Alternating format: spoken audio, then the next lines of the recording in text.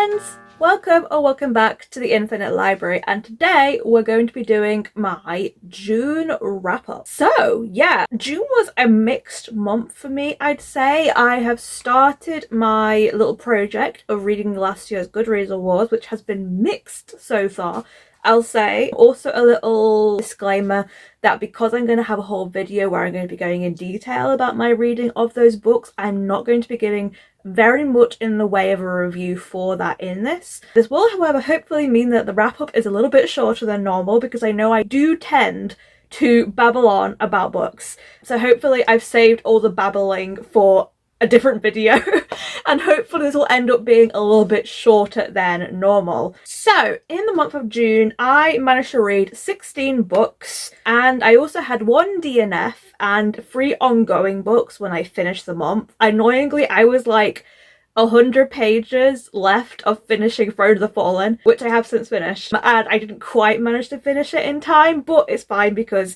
that's going to be a totally different video anyway, so it's all good. But yeah, 16 books, not unhappy about that. I think I managed a reasonable amount to say that I honestly don't even know what happened in June. I feel like it just kind of went by so fast and I have no clue what happened. To be honest, it just happened. And that was that. So in terms of the other stats that I've got, pages read, I read 6,068 pages. Format wise, I read of the books 10 of them physically, 5 of them digitally, 2 of them audio only, and then 3 I actually read tandem. So I basically read them partially by audio, partially physically. So I've done that a little bit more so in times, just because sometimes if it's a really long book and I'm out and about a lot, I'll not want to like take it with me, but also I still want to carry it on. So I have been doing that a little bit more so this month. So for the genres, I read 5 fantasy. No surprise, it is pretty much always my most read genre that I do read in a month. I read 3 literary fiction. I think most of them were because I was reading the Goodreads awards. 3 manga, 2 middle grade, 2 graphic novel, 2 horror, 1 thriller, 1 romance, and 1 non-fiction. And then where I got them from the source, I had 7 from my original TBR, 7 from my physical TBR that I already own, 9 were from the library. I really got use out of my library this month. 2 were rereads and 2 were arcs. And lastly, in terms of the star rating, I thankfully, as always, pretty much had no 1-star ratings. The day I get a 1-star rating, you are going to get such a vent from me. But it hasn't happened yet. So I had 2 2-star ratings, however, so there is going to be some venting happening. But my biggest number I had were 3 stars. I had 8 3 stars. Again, a 3-star is not a bad book to me necessarily, but yeah, I still wish I would have more in the higher category. I had 5 4 stars and 1 5-star, which is very exciting. Every time I get a 5-star in a month, I'm just like, it's a win. It's worth all the bad books if I get at least like 1 5-star. But obviously I had 1 DNF as well, which was a book I did not finish. So that brings me to an average rating of the month of a 3.5, which is okay. I'm checking it against last month. Last month I had a 3.64. So that was a lot better, but also that was the month that I read 42 books because I was doing my manga challenge. So that's a very skewed month, I'm gonna say. Yeah, looking back at the books that I've been reading, I average between 10 and 15 a month. So 16 when I'm not doing ridiculous challenges. So 16 is good. I'm happy with that. So those are the stats. Now let us get into the actual books that I read during the month. So I think this time, I'm trying to keep changing this up to see what works, but I think this time I'm actually going to go by genre. So as the one that has the most genres, I'm going to start with fantasy. Even though ironically, I don't have as much to talk about because of the 5 fantasy that I was reading, 2 of them are books that I've had to roll over. which is Assassin's Quest, because I read like 130 pages and I didn't get any further. I am going to really try and finish it in the month of July, but it's just not in the mood for it right now, I think. And Throne of the Fallen obviously also rolled over, even though I've only got like 100 pages left of it. My third fantasy was also my DNF of the month. I listened to the audiobook of Twin Crowns by Catherine Doyle and what's the other lady's name? Catherine Weber.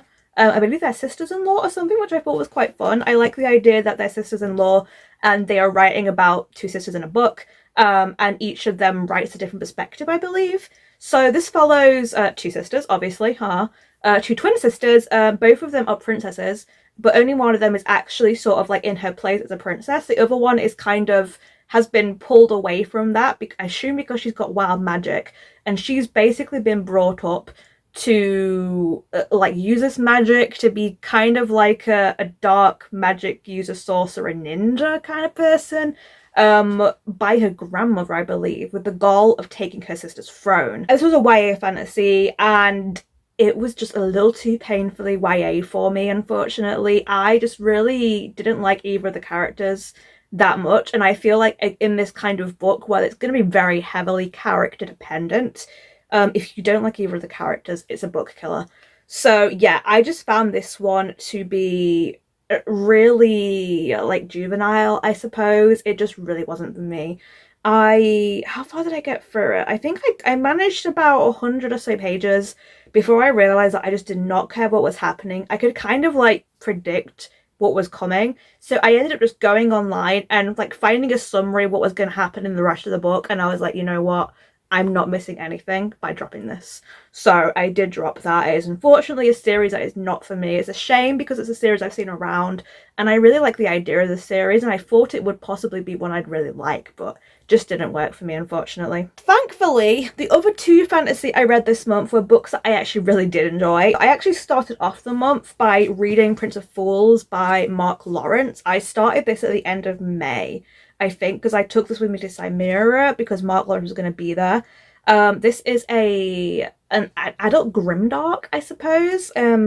And basically it's about this guy called Jal, and he's a prince. He's like a prince who's very far down the line, so like no hope of ever actually being a king. So he just kind of is a bit of a wastrel. He spends his life drinking, gambling, womanizing, that kind of thing.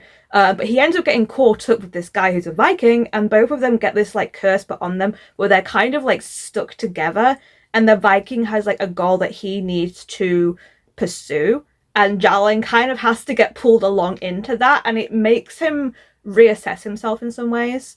And his character art was really good in this. And yeah, I had a really good time, like very much similar to Prince of Thorns. Like this is the main character. I'd say this main character is more likable than Jorg in the Prince of Thorns series, who, by the way, cameos in this at one point. So I'd say this is probably one that would be more like than that series, because I know that series does have some haters who can't get past the main character kind of being awful. But Jalin is less awful, and he does kind of get some development as the story progresses. And yeah, I just had a really good time with this, basically. I gave this a 4.5, I think. I didn't really go into this expecting to love it. I don't know why, because I've loved everything else I've read by Mark Lawrence, but something about like the premise didn't really appeal to me. But actually I had such a good time. Him and Snorri were like this odd couple that was just great to see. So yeah, highly recommend if you want some like dark fantasy. It does have a lot of humor in it though, I will say as well. So yeah, really enjoyed this one. The other fantasy I read, which was also a 4.5 actually, was Ninth House by Leigh Bardugo. Finally got around to reading this after having had it for absolute months. And as you can see, I was tabbing this to death because I was actually reading this as part. I was trying to do a little vlog with this where it was like live your life like a dark academia character. So I was trying to do like I've seen similar things on people's channels. Lala's done some really good ones with like these like cozy murder mysteries set in her hometown. So I was trying to do that, and unfortunately I just don't think it was working very well. There wasn't really enough for me to grab onto for me to do. The book can be quite slow at times. There's a lot of just staying in one place at times. There's a lot of things that you obviously can't do. I can't just go into a university basement and watch a ritual take place, you know? So yeah, I did try to do that. I might scavenge some of the footage at some point for another vlog. I may even put a little bit of it here just so you can see what things I did do, because I did have a nice day doing some of the things, and I actually really did enjoy the reading experience of this. Actually, tabbing for the first time is something I've never done, but I think it might be something I do every so often in the future. Like, it really makes you focus and put a lot of concentration on the book and like the writing. So a lot of what I was tabbing was actually just things that I really liked, like little things that I thought like the writing was really good, that kind of thing. So yeah, I'm actually like, be nice to go back through this now I've done that. So I can see me doing this again with future books, but I don't see me doing it too often because it does just take a lot of focus, and it's something you want to do when I think that you are reading a book almost in like a couple of sittings. Like, you're not spreading it out over a lot of time, like you're super into it and immersed.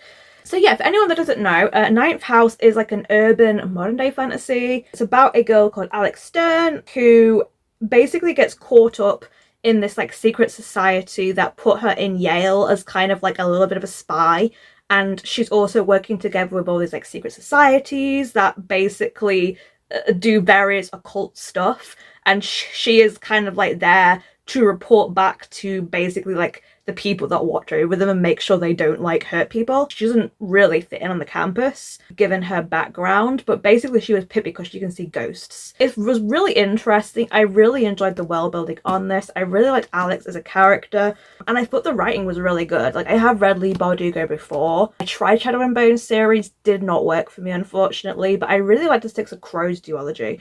So this is my third thing I've read by Leigh Bardugo, I believe, and I'll definitely pick up the sequel for this. This is a adult debut, apparently. And yeah, it definitely is adult. I would say more new adult because these are still like young characters, but there's definitely a lot going on. And for me, I think one of the only issues that I really had with this was the sheer amount of essay that was throughout this book. It was genuinely off-putting, and I know it was kind of supposed to be there for a purpose in like showing the stuff that Alex went through was as bad as it was, but I also just felt it didn't need to be done as gratuitously as it was done. Like, there's a bit later on where a friend of hers experiences some SA, and I just did not like it. I didn't think it had a good place within the story. That's just obviously my kind of personal impression, but if it's something that Leigh Bardugo does a lot in her books, and that does kind of put me off wanting to read more by her,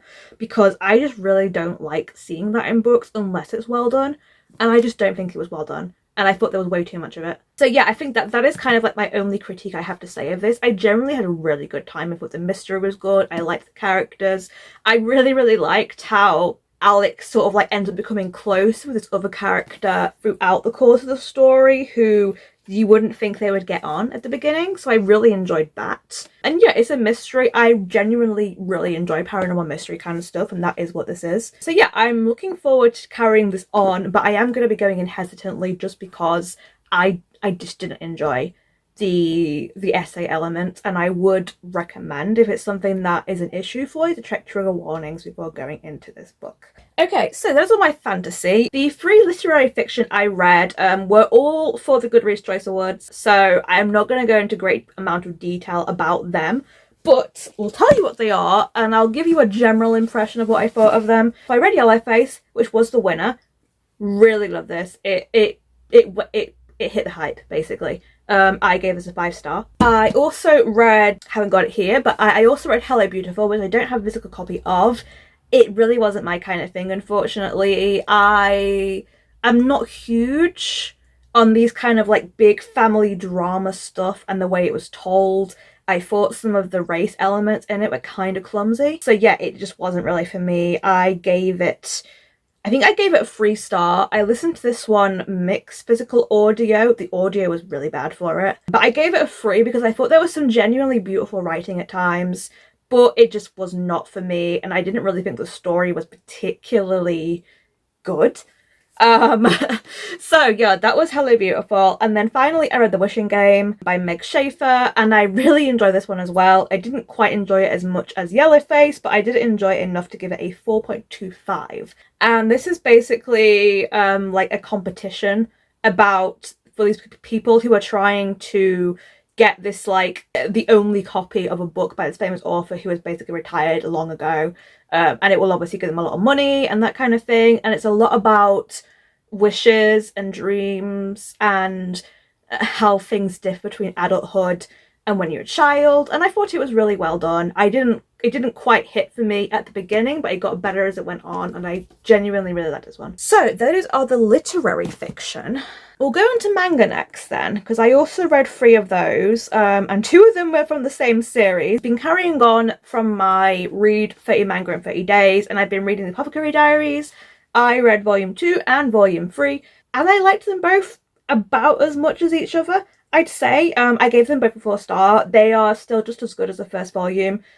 Because they're sequels, I can't really go too much into detail about them, but it is a historical Japanese story set inside, like, the harem of the Emperor's palace, and it follows Mao Mao, who is basically, like, become one of, like, the maidservants of one of the wives of the emperor, but she has a talent for apothecary, for potion making, for discovering poisons, and she basically ends up getting involved in various mysteries around court and helping to solve them, along with this other guy called Jinchi. Yeah, really good time, really enjoyed it. I really liked that the 3rd volume took the place away from the palace, and we actually got to see a little bit of what Mao Mao's life was like prior to her coming there. I thought that was really nice. Still really enjoying that series, will definitely be carrying it on. The other manga I read was just a short one, and it's called I Think Our Son Is Gay by Okura. I just got this through the BorrowBox app, and I think they have, like, quite a few volumes of it, and it's just a very kind of, like, sweet, cute, wholesome little manga that's just kind of like little brief vignettes of this mother who is just kind of like seeing her son in his everyday life and kind of like knowing he's gay and it being really obvious, and it's just very cute, and she's very kind of like accepting of him, and yeah, it was just really, it was nice to read, but I don't think it was anything particularly amazing. I don't think there's going to be anything really groundbreaking about it, unfortunately. So I'd say it's really cute, and it was just nice to kind of see this kind of like wholesome point of view from the mother and their whole family dynamic, and how she is just really sweet and accepting when she realizes that her son is obviously gay, even though he cannot admit it yet, and he's like still in his like teens, so he's just not at the point where he's able to even realize himself, but it's very obvious to everyone, to his mother anyway, at least it's very obvious. So yeah, I liked that one. I gave it a 3. Again, it's probably not a series I will carry on, to be honest, because I feel like what you get in the first volume is just going to be repeated in future volumes. It felt like that kind of story. Some of the same themes came up a couple of times. I did also like, however, that the family was like a non-traditional family, because the father is away a lot of the time on business.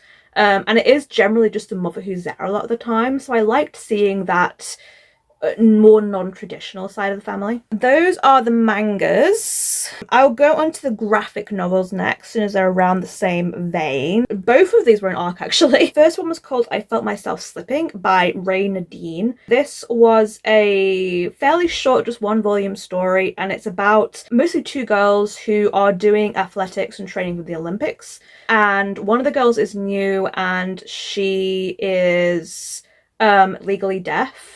So she obviously can't, she struggles to communicate with the other girls, and like the teacher has to use sign language with her, but she struggles to connect with the girls at first, and everyone thinks she's kind of like stuck up and standoffish, I think, especially because she's actually very talented as well. So we follow her, and we also follow another girl who is kind of struggling with her athletics, because she's very good, but she is really afraid of having an injury, and it's causing her to sort of like pull back and not really get to her full potential. She ends up reaching out to the other girl. She starts learning sign language so that they can talk together, and the 2 kind of like learn to grow from that connection.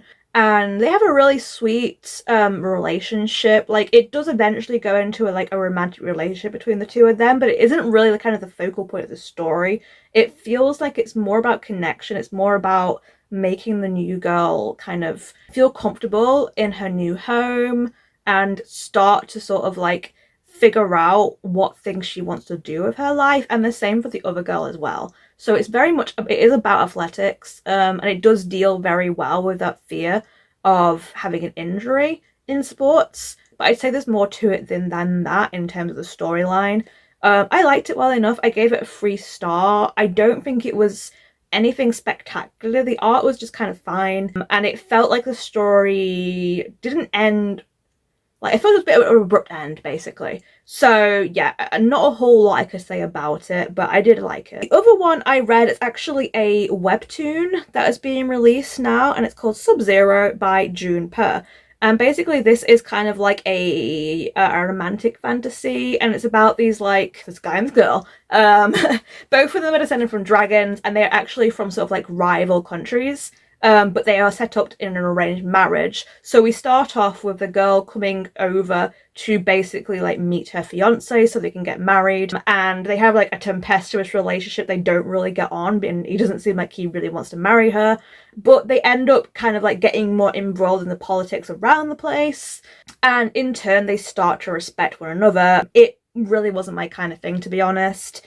I gave it a low 3, I'd say. The art was very nice, but ultimately it really wasn't my kind of thing in terms of the storyline. I thought it was kind of stereotypical. I didn't love the romance, and although I could see the story could definitely get interesting in terms of the political intrigue, it just wasn't my kind of thing. So yeah, if you're interested though in like romantic fantasy kind of stuff, and it is kind of like an enemies to lovers vibe, I guess, because they are rival dragons and they both have magic. Her magic is more complicated than his, I'd say, but yeah, it just wasn't really for me. It fell short of what I was kind of hoping it was going to be. Okay, so I also read 2 middle grade this month, and both of them were rereads. Actually, they're part of my Jacqueline Wilson project that I'm doing, which will hopefully appear sometime in September when the new book comes out. And I was reading 2 books in the Girls series. I read Girls of Depression, which is the 3rd book, and I read Girls Out Late, which is the 3rd book? 2nd book. Wait, no, I'm totally mixing those up. Sorry, Girls of Depression is the 2nd book, and Girls Out Late is the 3rd book. There are already 4 books in the series. So yeah, it was a reread for these. Girls Under Pressure was the one I was most anxious about reading, because it deals a lot of eating disorders, and I remember finding that very troubling when I was younger.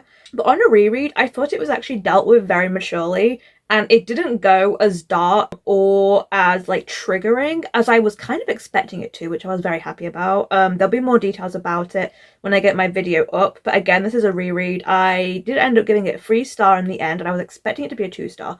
So yeah, I actually had a better experience with that than I was kind of expecting to. I then also picked up the sequel, Girls Out Late, which again follows the same girls, and it basically involves our main character finally getting a boyfriend, and I did not enjoy this one as much as I used to. I really found a lot of troubling stuff with Russell, who is the boyfriend, and their relationship, and yeah, no, it was not keen. I'm a little bit anxious going into the last book in the series because it is very Russell-centric again.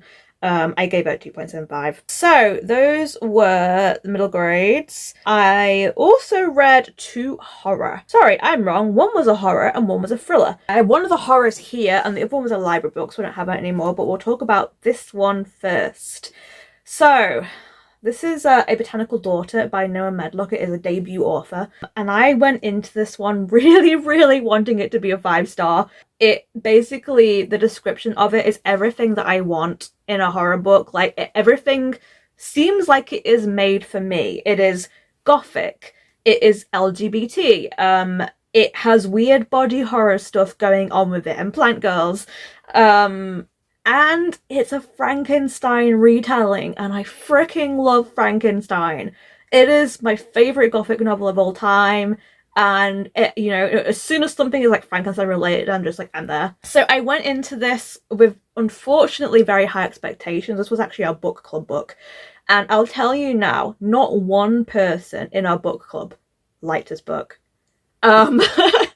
It was a total miss for everybody. I probably was the person who still liked it the most. I gave this a 3-star in the end, and I feel like I was probably being generous, but there were genuinely some like things in this that I did like, and I also felt like it's a book that I would reread it and maybe I'd get more out of it, because I still think there were some really good story elements in it, but everyone else absolutely hated this. Like, everyone found it to be very boring. They found it to be very, very slow. They thought the characters didn't really act in character for a lot of the book, and just generally everyone hated it. So for anyone that doesn't know what this is about, this is actually about these two Victorian men called Simon and Gregor. They are a couple and they live inside this botanical garden. Simon is a taxidermist and Gregor is a botanist, basically, and he has this idea that he wants to create he's like very experimental and he wants to create a daughter out of plants. So the two of them basically combine their techniques to create said daughter, and they try to raise her as their own, but things get messy and complicated and other people get involved and there's murder. And it gets very weird towards the end. I didn't mind when it got weird, I have to say. I didn't hate that. Even though it was also very gross, I did like the body horror elements in this. I would say that is probably the thing that I liked the most, but I did definitely find it to be quite slow getting going, and I don't mind that necessarily if it kind of ramps up. But I think for me, sadly, this was a case again where I don't think the story was that good. It felt like not very much really happened, and I really think it could have benefited from a change of scenery at times, because everything basically took place, apart from near the end, like inside the greenhouse, and it felt extremely self-contained, and it felt like it inhibited the plot because not much could happen because they were just there, and there was a lot of repetitive elements. It's this whole thing with the daughter where she keeps kind of growing and getting stuck on things because she's like constantly growing, and that happened so much, and it got kind of boring. I didn't end up loving it, and I was so sad because I really wanted to love it. For those expecting like a big romance because it is LGBT, it is not a romance really at all. It is very much, I don't even know what to call it, because it has the horror elements, but I don't think it was ever... I think the only things that I felt were really terrifying were the body horror stuff to do with the daughter. And yeah, I felt like there were some good ideas in here. I thought there was some interesting thoughts on like fatherhood, and Chloe herself was interesting in some ways, but I felt like we never really got to see very much from her point of view. People did say that that was something that they really wanted to see, is that we obviously got things from the boys' point of view, the boys, the dads. We got their points of view, and Gregor in particular was intolerable the more he went on. We got the girl who kind of becomes the governess, but we didn't get anything from the main character. And unfortunately, from the main character, from Chloe, who is our plant girl, and it just kind of made her feel lost in this. And for a book that I felt could have really played on ideas of like feminism and that kind of thing, it just didn't go there, and it felt like a mischance. It's kind of how I feel about this. So yeah, it's a bit of a vent. Like I said, I didn't hate this book. I could see so much potential going on with this. There were elements I did like, but overall I think this book just got lost. So yeah, unfortunate, but it is what it is. The other book I read was a thriller, actually, not a horror, and I can't really talk about it because it's one for the Goodreads books, but it was 5 Survive by Holly Jackson. It was the first ever Holly Jackson book I've read. She wrote like the good girls guide to murder, and this is like, I think it's her most recent release. She may have released something else since then, I don't really know, but it is basically telling the story of these 6 teenagers who are going on a road trip, and then their RV kind of gets stuck in the middle of nowhere, and there is someone out there who is trying to shoot them, and they have to work out which of them has a secret that the sniper wants to know and reveal it. It gets very messy, it's very teen drama, and it didn't really work for me, unfortunately. I gave it a 2.5. It really wasn't for me. I don't know if Holly Jackson is an author for me, to be honest. But it was a quick read. I'll give it that. I'm still reading The Book Eaters as well, which is a horror. I'm buddy reading that with a friend, but it's been slow going. So I'm not massively enjoying that, unfortunately. Okay, so the last 2 books I have to talk about then, I'll be very brief on, actually, because they are both also Goodreads books. So I read Check and Mate by Ali Hazelwood. That is a YA romance. It's her first YA romance, I believe, because she predominantly writes adult romance, mostly like STEM romance, although she's recently wrote the werewolf book, which I am kind of intrigued by. And I actually quite like this one. Surprised myself because, as you all know, I'm really not a romance reader, but this was alright. I had a good time with it. It helped that I thought the main storyline, which was about chess, was really good. I enjoyed it. I gave it a 3.75. I guess I might read more Ali Hazelwood in the future. And then the last book was a non-fiction called The Wager by David Gran. It's for the Goodreads Awards. Wasn't my kind of thing, unfortunately. Found it to be definitely boring. Well written, but definitely boring. I gave it 3, I think, just because I appreciate the writing. So those are all the books I read. I feel like I got through that quite fast, and also I feel like I didn't really talk that much about the books because so many of them were books that I'm reading for projects, so I can't really talk about them much. But hopefully you did find some things of interest in there, whether it's a recommendation, whether you enjoyed my vent of Botanical Daughter, basically. So, I'm just having a check because I feel like there were some books that I didn't get to this month. Oh, obviously I didn't manage to finish Assassin's Quest. Unfortunately, I like to say I tried. I tried for the first couple of days and then I just put it aside and I read everything else instead. But I'm not hating it, I will say that, but I'm also just not super invested. So I am going to persevere with it because we're going to be reading the Ship of Magic next. And I did enjoy Ship of Magic, I remember when I read it. So I'm going to persevere. I will finish Assassin's Quest, hopefully in July. Hold me to that. And yeah, I think that's about it really. So all we have to do now is go over the bingo board and we'll see if I manage to make any updates on that and if I've actually managed to get some good progress going on it. So I accidentally deleted the footage whilst I was uploading it. That was the last little bit of this video, so I'm now re-recording it. So if it looks very different, that's why. So all I need to do is talk about the bingo board update because that was what I didn't get round to. As before, here is the previous one. I accidentally also deleted, I'm very bad at this apparently, my actual graphic for it, so I've just kind of screen grabbed it from the video here. But let's go through it one by one and see if we've made any progress. So, complete 5 manga series. I only read single volumes or continuing volumes this month, so I definitely haven't completed one, but I have made progress with the Apothecary Diaries. Read 50% of my 2024 purchases. I was at a 31%, and I have a suspicion that I've bought more books. Let's have a look at the percentage now. Yeah, well, we've actually gone down to a 27%, so not doing great on that. Definitely need to work on that. 12 TBR veterans. I did indeed manage to do that because I read Prince of Fools. So yeah, that one has been ticked off and we're now on a 4. 10 horror or thriller books. I did actually read a couple of those. I read 1 horror and 1 thriller.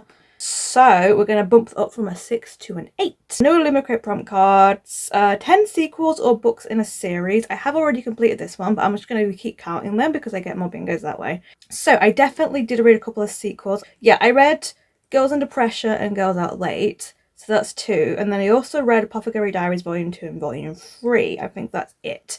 So that actually brings that up to a 14. 10 sci-fi books. I read no sci-fi this month, unfortunately. BFF controls my TBR. She's actually done that for my July books. If you've seen my July TBR video, so that will get a tick, but not this month. And then finally, 10 rainy day books. I think I definitely got to a rainy day book. Let's double check what it was that I read. Ninth House. Yes, definitely Ninth House. I've had for ages and just haven't got around to it. So I'm glad I finally got to that. So yeah, this is the new bingo board. Definitely still some things to work on, but we're getting there. I think, yeah, we're actually doing pretty well. I've almost completed the 10 horror thriller, almost completed the 10 rainy day books at this point as well. So I just got to keep on with it. So that is it from me. As always, thank you for watching. Stay safe, stay cozy, and I'll see you in the next video. Bye.